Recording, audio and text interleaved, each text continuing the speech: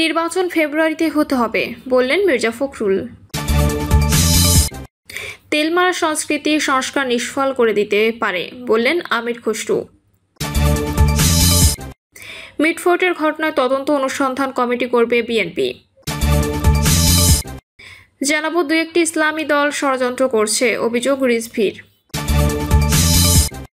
জানাবো সোহাগ হত্যাকাণ্ড, আসামি পক্ষে দাঁড়াবে না জাতীয়তাবাদী আইনজীবী ফোরাম। শুনছিলেন সংবাদ শিরোনাম, এবারে বিস্তারিত।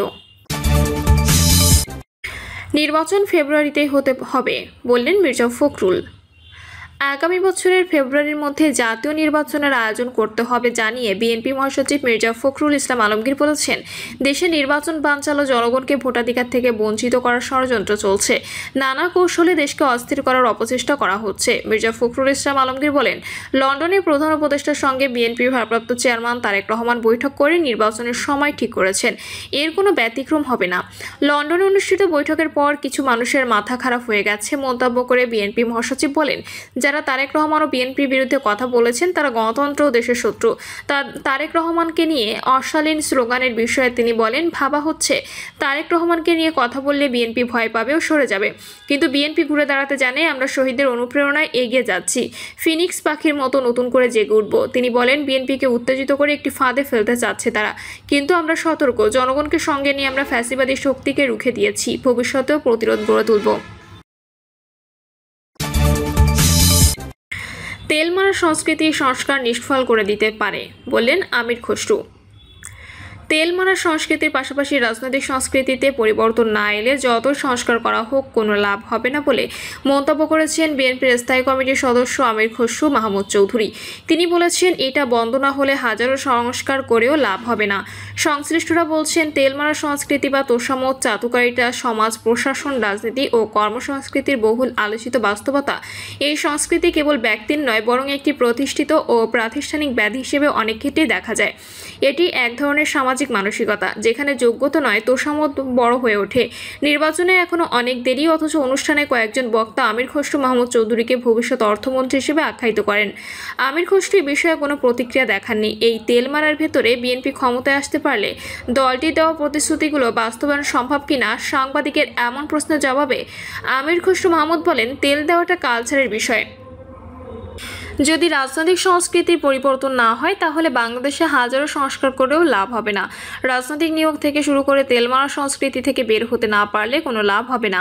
তিনি বলেন, বিএনপি ক্ষমতায় এলে তারা দেশের শেয়ার বাজারকে শক্তিশালী করার উদ্যোগ নেবে। বাংলাদেশ ব্যাংক ও বাংলাদেশ সিকিউরিটিজ অ্যান্ড এক্সচেঞ্জ কমিশনের মতো নিয়ন্ত্রক সংস্থায় রাজনৈতিক নিয়োগ দেবে না। অতীতেও এটি মেনে চলার কারণে ব্যাংক এবং পুঁজিবাজারে লুটপাট হয়নি। আগামীতে বিএনপি ক্ষমতায় এলে এ ধারা অব্যাহত থাকবে। তিনি আরও বলেন, সামগ্রিকভাবে শেয়ার বাজারের উন্নয়নে কাজ করতে হবে। মিটফোর্টের ঘটনায় তদন্ত ও অনুসন্ধান কমিটি করবে বিএনপি। মিটফোর্ট এলাকায় সংঘটিত লালচাঁদ সোহাগ হত্যাকাণ্ডের অন্তর্নিহিত কারণ অনুসন্ধানের জন্য উপযুক্ত ব্যক্তিবর্গের সমন্বয়ে একটি তদন্ত ও তথ্যানুসন্ধানী কমিটি গঠনের সিদ্ধান্ত নিয়েছে বিএনপি। এই কমিটি প্রকৃত সত্য উদ্ঘাটন করবে এবং তার জনসমক্ষে প্রকাশ করবে।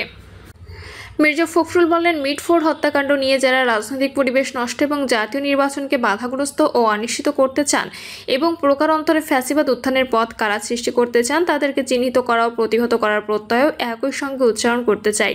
বিএনপির অবস্থান বরাবরের মতো স্পষ্ট, অপরাধীর কোনো দলীয় পরিচয় থাকতে পারে না।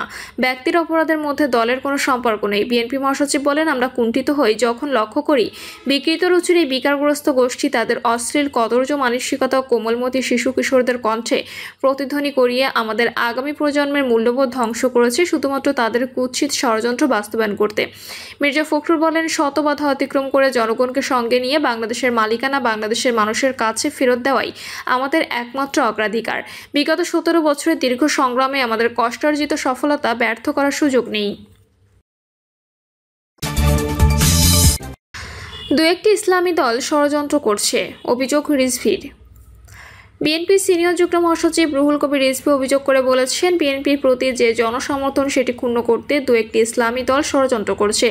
রাজধানী জাতীয় প্রেস ক্লাবের সামনে ঢাকা মহানগর উত্তর দক্ষিণ ডক্টরস অ্যাসোসিয়েশন অব বাংলাদেশ উদ্যোগে বিএনপির ভারপ্রাপ্ত চেয়ারম্যান তারেক রহমানের বিরুদ্ধে একটি গুপ্ত সংগঠন কর্তৃক অপপ্রচার ও অবমাননাকর বক্তব্যের প্রতিবাদে এক প্রতিবাদ সমাবেশে তিনি এ অভিযোগ করেন। রুহুল কবির রিজভী বলেন, কুমিল্লার মুরাদনগরে হিন্দু নারী ধর্ষণ থেকে শুরু করে ঢাকা বিশ্ববিদ্যালয়ের ছাত্র সাম্য হত্যা ও মিটফোর্টের ঘটনায় এমন শক্তি জড়িত যারা তাবেদার শক্তির এ দেশীয় ধারক ও বাহক। বিএনপির প্রতি জনগণের সমর্থন ক্ষুণ্ণ করার জন্য এগুলো আন্তর্জাতিক ষড়যন্ত্র এবং তাতে যুক্ত হয়েছে দু একটি ইসলামিক দল। তিনি আরও বলেন, এর মধ্যে একটি ইসলামী দল আমরা জানি যে তারা যুগ যুগ ধরে আওয়ামীপন্থী ও পার্শ্ববর্তী দেশপন্থী। তারাই সবচেয়ে বেশি ষড়যন্ত্র করছে। কারা এসব করছেন তাদের পরিচয় আমরা জানি।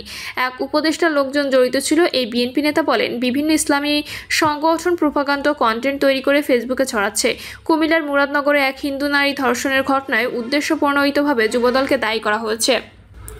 যদিও ভুক্তভোগী স্বামী নিজেই বলেছেন এতে বিএনপির কেউ জড়িত ছিল না, বরং স্থানীয় এক উপদেষ্টা লোকজন জড়িত ছিল। পিআর নির্বাচনের উদ্দেশ্য এখন পরিষ্কার। রিজভী বলেন, লন্ডনে তারেক রহমানের সঙ্গে ডক্টর মোহাম্মদ ইউনূসের বৈঠক ও একটি যুক্ত বিবৃতি প্রকাশের পর থেকে বাংলাদেশে পিআর পদ্ধতিতে নির্বাচনের দাবি শুরু হয়েছে। এর উদ্দেশ্য এখন পরিষ্কার। সোহাগ হত্যাকাণ্ড, আসামি পক্ষে দাঁড়াবে না জাতীয়তাবাদী আইনজীবী ফোরাম। পুরান ঢাকার ভাঙাড়ি ব্যবসায়ী লালচাঁদ ওরফে মোহাম্মদ সোহাগ হত্যাকাণ্ডে আসামিদের পক্ষে মামলা পরিচালনা করবে না বলে নীতিগত সিদ্ধান্ত নিয়েছে ঢাকা বার ইউনিটের বাংলাদেশ জাতীয়তাবাদী আইনজীবী ফোরাম।